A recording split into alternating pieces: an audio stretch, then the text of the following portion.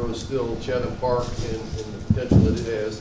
I'm sure you all saw in the newspaper the results of the EDC study that quantified the potential positive impact of Chatham Park on the order of $150 billion. That number is so big that it's hard to even get your arms around.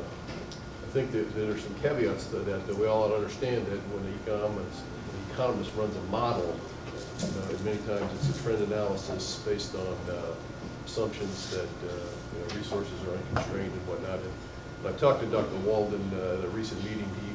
The models he runs did a similar one for Wake County, where he predicted that the population of Wake County is going to double by 2050.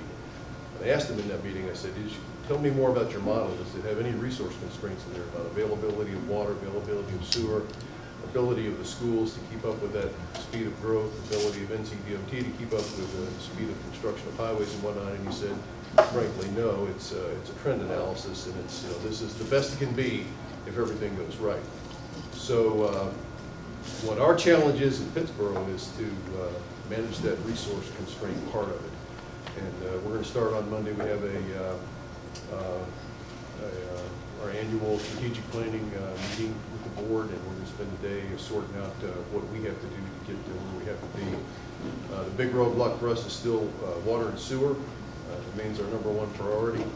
It's a problem that's really too big for Pittsboro to solve alone. So I've asked in EDC meetings, I've asked, when we do strategic planning for the EDC, people ask, well, what do you think we should be working on? I hope the EDC would help us by creating some sort of across the county utilities task force, so we get all the wisdom of Renee's financial wisdom and the planning wisdom from right here, and utility wisdom from the county folks. That as a county-wide entity, we can all come together to solve these business and resource constraints. And how do we get to that $153 billion mark 40 years from now?